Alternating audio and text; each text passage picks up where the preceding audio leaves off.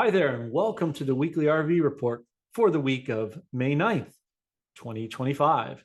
Thanks for being patient while we're on hiatus towards the end of April and early May for a necessary break, but we're back in the action here and excited to give you the updates. Please do like, subscribe, and share as it helps the channel grow and others to gain the knowledge, as always, that you're being afforded.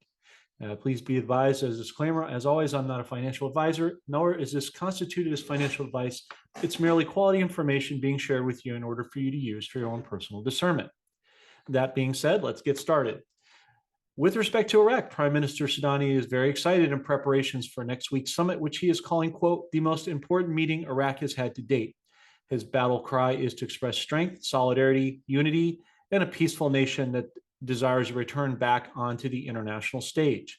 Additionally, with President Trump set to make a visit to Iraq while meeting several other Middle Eastern nations, the Prime is pumped for some major incoming announcements, to include what President Trump plans to announce as a major announcement with very good news on Monday. So we'll have to wait and see how next week shapes out.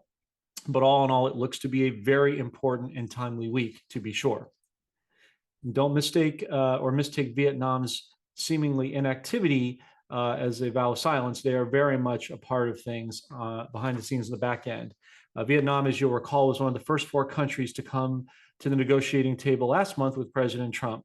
Therefore, don't be surprised to see their trade agreement announced in the next upcoming queue of countries that are positioned to announce trade agreements, as Vietnam is poising themselves to be in the top 20 of the wealthiest countries within the world.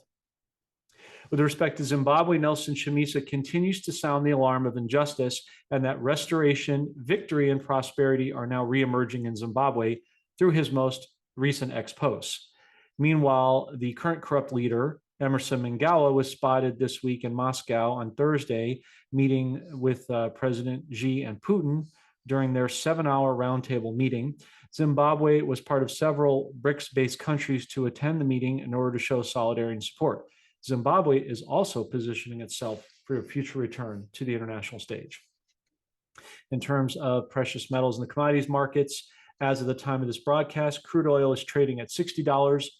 Gold is holding steadily at $3,316. Silver landed at the 32.55 mark, and the dollar index is currently at 100.63.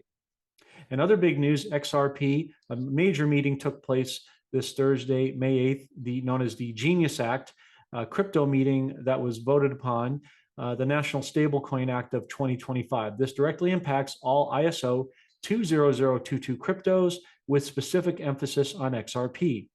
The Ripple case also took a major victory lap this week as the SEC finally, under the direction of new SEC Chair Paul Atkins, released Ripple from any wrongdoing and wholeheartedly agrees that XRP is in fact a currency and not a security. This means that Ripple only has to pay back $50 million in the settlement, and the other $75 million will go back directly to them. Judge Torres, who is presiding over the 5-year case, is set to deliberate soon and finally adjudicate the case in Ripple's favor and close the case once and for all.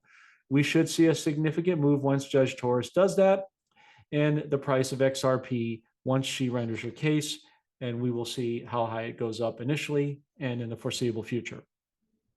The question that we've been getting off and on the past couple months, and we want to take care of and address it for current and new followers, is with respect to Zion Oil and Gas. You'll note that in our Telegram, which you can find directly below in this video, the link to that, if you're not already a member, please do join, because we do post copious amounts of articles daily with our wonderful team to keep you up to date on the latest progress on all financial and geopolitical fronts.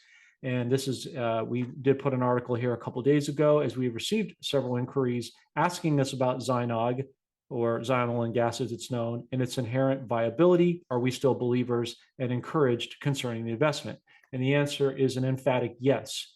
As we highlighted on the Joel Williams podcast earlier this week, which you can also find in our Telegram, whereby we showed you a concrete article explaining in detail how the company just found gas rising above the surface in Israel on the 75,000 acres that they own.